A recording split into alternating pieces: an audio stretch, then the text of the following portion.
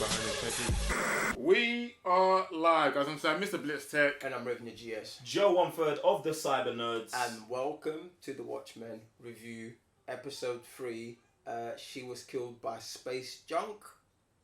And before we get down to anything, you already know what time it is. Road 500k. That's right, we've upped the levels. Let's do the right thing. So, this episode, levels, details, like, is this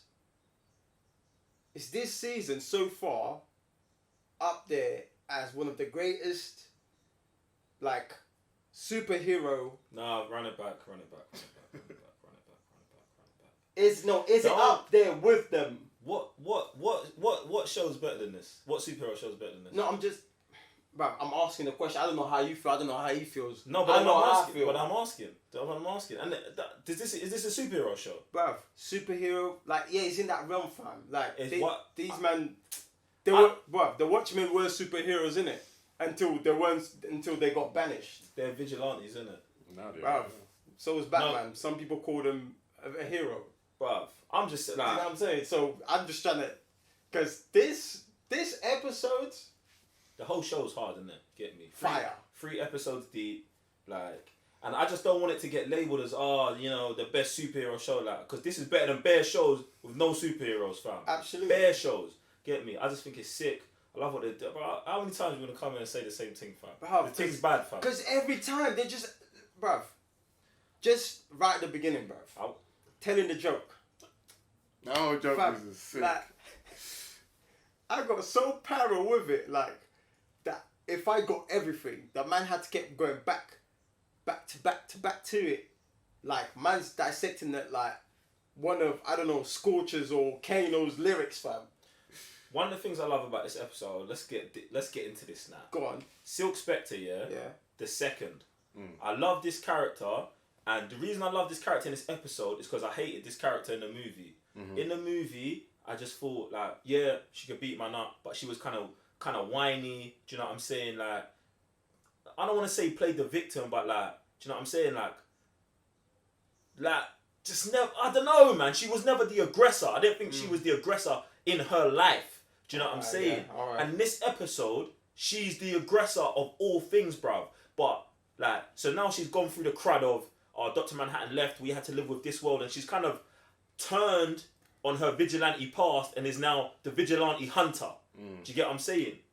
And I had a question about her. Go on. Is that Thing's daughter? This is what I was trying to say. Silk Spectre the second. Yeah. She's the comedian's daughter. Yeah. Yes, and the daughter of the comedian and Silk Spectre the first. And what I love is, she's now, for me, has transferred from Silk Spectre's daughter to the comedian's daughter. Like, she's the comedian now. She's the comedian of this season, fam. And she goes hard, bro. She goes hard, fam. She goes so hard. She drops his lines. Do you know what I'm saying? A comedian dies in New York. Snare drum. Curtains closed. Boom! Bro, she goes hard, fam. And even the joke with God talking about the Watchmen, how, God just finished these man, but God don't know I'm coming for him, basically. And then Dr. Manhattan drops the car on her. Us! Bro. Yeah. We're there. We're there. Too much. There's levels to this, bro. What? So, one more thing. Go on. One more thing. I love, that they've still got Dr. Manhattan's moist. Like, he's got all the powers, but his biggest weakness is still there. 30 years later. He's a human, isn't it?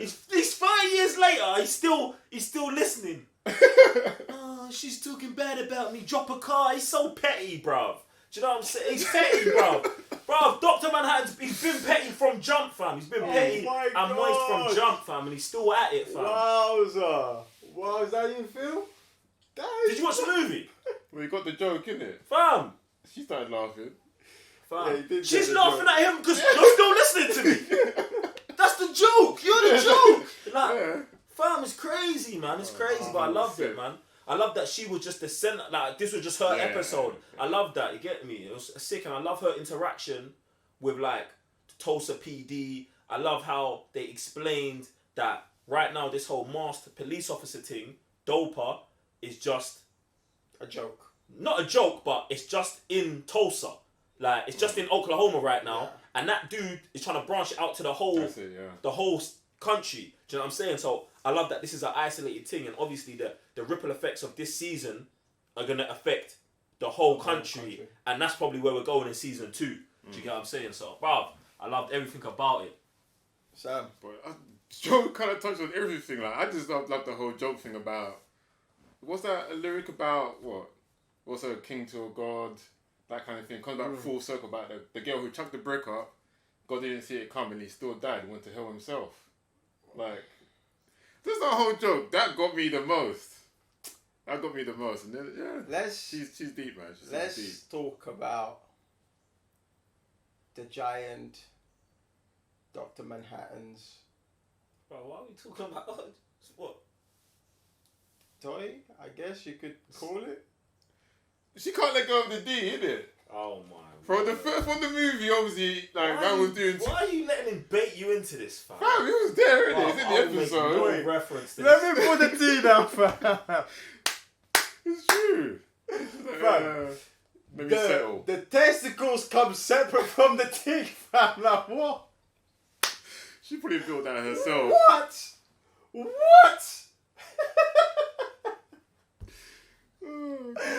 Fam, don't have a serious face. Talk to Sam. Don't have a serious face. Like you didn't have some sort of reaction when you saw the thing, fam. Fam, I'm not involved. What are we doing here? What are we doing in this show, fam? Is that what we're doing? Yeah. Everything. That's what she's doing. That's what she's on. She's about it. She can't let go. Smart. Like. And I, in fact, this is what I want to see now as well. Like her and sister. Yeah, the nun. Our main character, our main protagonist. I want to see them come head to head. Like they know who each other are. They know what they're about. One's about to shut down this whole evangelism kind of thing. She's trying to like investigate why or how the 7th Cavalry is coming about. I just want to see how that comes to. Yeah, because she's already got her suspicions, and I think she kind of is an advantage because of her background and the kind of people she dealt with. Like, think about it. She was in a superhero circle, right? Yeah. There were skeletons amongst those people. Even those people had. So, who the general, whatever he is, you're no different from the people I was with. You know what I'm saying? Plus, if you got hidden stuff, that's what we did. Come on, it's no brainer, fam. Like, you know what I'm saying? So she's on the right track. Obviously, Angela, just trying to sass her, like, see what she's coming up with. I think the whole back and forth, even between Glass, pretty sick as well. You know what I'm saying? I think just dialogue is so, I guess you can say, amazing in this series that you just. You can easily forget about the action, fam. Bro, I swear there wasn't even no action in this episode. There was just one suicide bomber, like. And then you heard the ticking. I love that as well. Like you heard the ticking, and I was like, someone's gonna get it again. No one. That's kind of sick. This is what I'm saying, like, bro. I even forgot about the action is just so irrelevant in this show. Like, it's all about the character interactions, all about like how it looks, the cinematography, all of that stuff, man. So yeah, that scene was sick on many levels, because it's interesting to me. So, alright, so the black dude, Angela's granddad, killed the police chief, He's a superhero, He might be Dr. Manhattan, innit? Maybe. Or a descendant of, not a descendant, but like... Yeah, something. Yeah, get me? Something. Yeah. And then, basically, they've sussed out the 7th Cavalry, they ain't claiming the murder. So we think it's a vigilante who's obviously going to have ties to the race crimes back day that he's actually involved with because he's got the Ku Klux thing in his wardrobe. Do you know what I'm saying? Posing as a good guy. This is going to come back like so full circle on like, oh, we thought we was fighting one fight. We're actually fighting a different fight. Do you get me? So it's going to be mad. But I love how that funeral scene was open up the eyes of bare people. So like, Silk Spectre's coming to Tulsa like, these man move how they move where I'm from. Shoots the suicide bomber. Oh wait, it's actually connected to his heart. Like in New York or wherever she was at, they say it is, but it's not. Like for her, that was the awakening. That's when Angela gives her one look after the thing explodes. She looks her dead in the face like, yo fam, like, you're not back home. Yeah fam, like this is different levels out here. Do you get what I'm saying? I love that, and I love how Angela jumped into action as soon as kind of bait out her powers now yeah, as well. yeah. Like. As soon as the tick started happening, and obviously you got to love Watchmen for the tick. I love that. What that was like. Every episode, it's got to be in there. Put man in the hole through the coffin on top of man. That was the highest eye thing she could have done. I know, highest eye. Moving a coffin, bruv, with a dead body inside. No, but he was on the. It was on the thing. Like, so you could have rocked that thing. You can just rock that. Easily, yeah. You can rock easily, that. yeah. So I thought that was super legit. And I like how the whole thing of what you mentioned about the guys thinking they're fighting on the right side. To a certain extent, it is, until it isn't anymore, because you're not aware of the full circle of what, and this comes back to the whole being in the war. Like you always think you're fighting for the right cause, and there's no such thing as right cause in wars. You know what I'm saying? Like, exactly. So I want to see how they're gonna reveal that to those in the midst of it. Like, oh, how's Red gonna react to it? You know what I'm saying? I liked how they had the other girl as well. The way she had a Red's partner. That was pretty cool. Yeah, I thought that was sick. I want to talk about Ozzy Mendez. Yeah, this guy, this brother, like saying he's a madman is obviously an understatement. Like he has hit that level of like he was already at that. I'm so smart. I'm kind of self-destructive. He was already that, but now he's like on some next thing, bruv. Because you know the games warden, yeah, the one who shot at his feet. Yeah, he's one of them clones for sure. Right. In my mind, everything that's going on over there, he has set up to appease his superhero. I need to stay relevant kind of fetish thing going on, bruv. Like the frozen dude in the tank suit. What was that about? I think he's trying to get to Dr. Manhattan. Yeah, he's trying to keep making clones and alter them until they get super leveled. Yeah. Do you know what I'm saying? So he can use on himself. He's trying to get the bison skin to like, I need thicker skin. So man goes and get a bison to get DNA for the skin or some nonsense. And then the game warden stops him. Yeah. And then what does he do? He goes and puts his suit up. Like, bro. Tonight. Yeah, and what happened in the episode before? Like, they was doing the acting of Dr. Man. Like, bro, his whole he's just playing a game, bro. He's mad, and I just want to see the repercussions of it, or if this is going to just lead into season 2. Do you get what I'm saying? Because, bruv, if he does actually get to pepper up one of those people, and then that man just roll on Tulsa or something, it's mad. Yeah, I think that's his own little thing right now, for now. I don't think it's going to spread out. I don't think it's going to come out of that. That's his own little world. Right. That's his own little particle within this series for now, until it gets bigger. Because it's weird, because every time you see him, he has no connection to the rest of the episode. No, ever. He has his own little his own 5-10 minutes. Yeah, his own little thing. And that's it. They move on. He's living his own little thing. It's always with no connections. In fact, saying that, he even said in the letter, he goes, "Oh, thank me for the tomatoes or something."